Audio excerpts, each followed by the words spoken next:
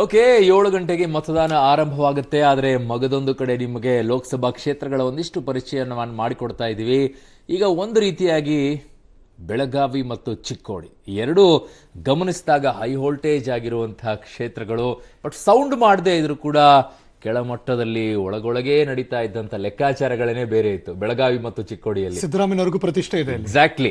So ಸಿದ್ದರಾಮಯ್ಯನವರ ಪ್ರತಿಷ್ಠೆ ಜೊತೆಗೆ ರೆಬಲ್ ಆಗಿರುವಂತಹ ಕಾಂಗ್ರೆಸ್ನ ಲೀಡರ್ಸ್ಗಳು, ಇವೆರಡರ ಮಧ್ಯದಲ್ಲಿ ಯಾರಿಗೆ ಲಾಭ ಅನ್ನೋ ಲೆಕ್ಕಾಚಾರ ನೋಡಿ ಹೇಗಿದೆ.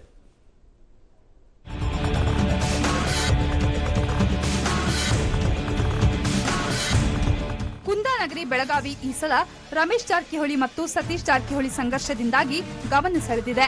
ಇಷ್ಟು ದಿನ ತೆರೆಮರೆಯಲ್ಲಿ ಗೇಮ್ ಪ್ಲಾನ್ ಮಾಡ್ತಿದ್ದ ರಮೇಶ್ ಜಾರಕಿಹೊಳಿ ಇದೀಗ ಡೈರೆಕ್ಟ್ ಆಗಿ ಬಿಜೆಪಿ ಪರ ಫೀಲ್ಡ್ಗೆ ಇಳಿದಿದ್ದು ಕಾಂಗ್ರೆಸ್ಗೆ ನುಂಗಲಾರದ ತುತ್ತಾಗಿದೆ. ಬೆಳಗಾವಿಯಲ್ಲಿ ಸುರೇಶ್ ಅಂಗಡಿ ಹಾಗೂ ಡಾಕ್ಟರ್ ವಿರೂಪಾಕ್ಷಿ ನಡುವೆ ನೇರ ಹಣಾಹಣಿ ಏರ್ಪಟ್ಟಿದ್ದು ಅಭ್ಯರ್ಥಿಗಳ ಭವಿಷ್ಯ ಇಂದು ಮತಪೆಟ್ಟಿಗೆ ಸೇರಲಿದೆ.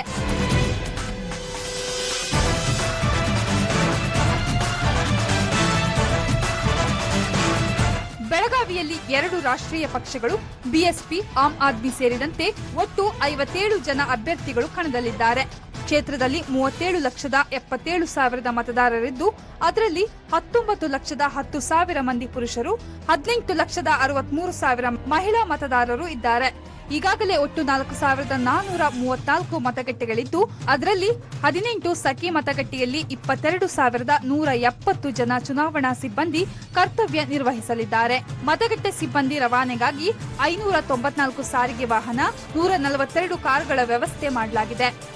ಇನ್ನು ಜಿಲ್ಲೆಯಲ್ಲಿ ಮುಕ್ತ ಹಾಗೂ ಶಾಂತಿಯುತ ಮತದಾನಕ್ಕಾಗಿ 16 ಕೆಎಸ್ಆರ್ಪಿ, 6 ಸಿಆರ್ಪಿಎಫ್ ಹಾಗೂ 10 ಪ್ರಹಾರ ದಳ ನಿಯೋಜಿಸಲಾಗಿದೆ. 15 ಡಿವೈಎಸ್ಪಿ, 45 ಸಿಪಿಐ, 200 ಪಿಎಸ್ಐ ಕರ್ತವ್ಯ ನಿರ್ವಹಿಸಲಿದ್ದಾರೆ. ಯಾವುದೇ ಅಹಿತಕರ ಘಟನೆ ನಡೆಯದಂತೆ ಮುನ್ನೆಚ್ಚರಿಕೆ ವಹಿಸಲಾಗಿದೆ.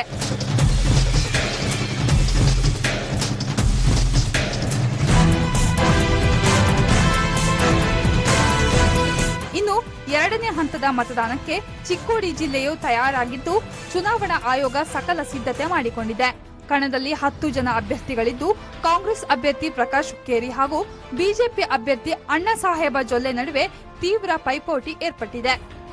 ಚಿಕ್ಕೋಡಿ ಲೋಕಸಭಾ ಕ್ಷೇತ್ರದಲ್ಲಿ ಒಟ್ಟು 16,40,788 ಮತದಾರರಿದ್ದಾರೆ. ಅದರಲ್ಲಿ 8,17,144 ಪುರುಷರು ಹಾಗೂ 7,87,614 ಮಹಿಳಾ ಮತದಾರರಿದ್ದಾರೆ. ಜಿಲ್ಲೆಯಲ್ಲಿ ಒಟ್ಟು 1,885 ಮತಗಟ್ಟೆಗಳಿದ್ದು 105 ಸೂಕ್ಷ್ಮ ಮತಗಟ್ಟೆಗಳಿವೆ. ಇನ್ನು ಚಿಕ್ಕೋಡಿ ಲೋಕಸಭಾ ಕ್ಷೇತ್ರ ವ್ಯಾಪ್ತಿಯಲ್ಲಿ 2,000ಕ್ಕೂ ಹೆಚ್ಚಿನ ಪೊಲೀಸರು ಹಾಗೂ ಸಿಆರ್ಪಿಎಫ್ ಸಿಬ್ಬಂದಿಯನ್ನ ನೇಮಿಸಲಾಗಿದೆ.